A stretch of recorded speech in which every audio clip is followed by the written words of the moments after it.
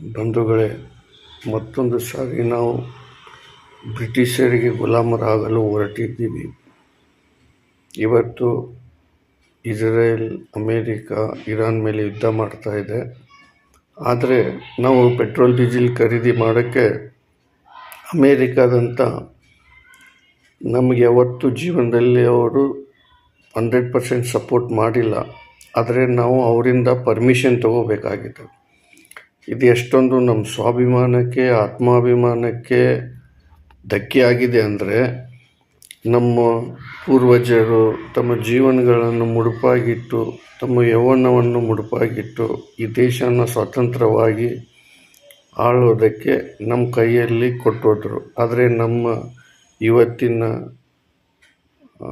ಸರ್ಕಾರಗಳು ತಮ್ಮ ಸ್ವಾರ್ಥಕ್ಕಾಗಿ, ತಮ್ಮ ಯಾವ ವೀಕ್ನೆಸ್ ಇದೆ ನನಗೆ ಗೊತ್ತಿಲ್ಲ, ಅವ್ರದ್ದೇನು ಸಿಕ್ಕಾಕೊಂಡಿದೆ ಅವ್ರ ಹತ್ರ, ಆದರೆ ಅವ್ರು ಹೇಳಿದಂಗೆ ಇವರು ಡ್ಯಾನ್ಸ್ ಮಾಡ್ತಾ ಇದ್ದಾರೆ.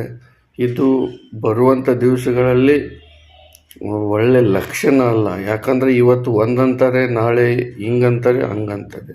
ಇವತ್ತು ಪೆಟ್ರೋಲ್ ಡೀಸೆಲ್ ಪರ್ಚೇಸ್ ಮಾಡಬೇಕಾದ್ರೆ ನೀವು ರಷ್ಯಾದ ಹತ್ರ ಇವ್ರ ಪರ್ಮಿಷನ್ ತೊಗೋಬೇಕಾ? ಇದು ಯಾವ ನ್ಯಾಯ ಅದೇ? ನಾಳೆ ನೀವು ಒಂದು ಬಾತ್ರೂಮ್ನಲ್ಲಿ ಒಂದು ವೆಸ್ಟರ್ನ್ ಟಾಯ್ಲೆಟ್ ಹಾಕಬೇಕಾದ್ರೂ ಅಮೇರಿಕಾ ಪರ್ಮಿಷನ್ ತೊಗೋಬೇಕಾಗತ್ತೆ. ಯಾರು ಇವರು? ನಮ್ಮ ಸರ್ಕಾರ ಇದೆಂಥ ಸರ್ಕಾರ ರೀ? ನಾಚಿಕೆ ಆಗತ್ತೆ ನನಗೆ.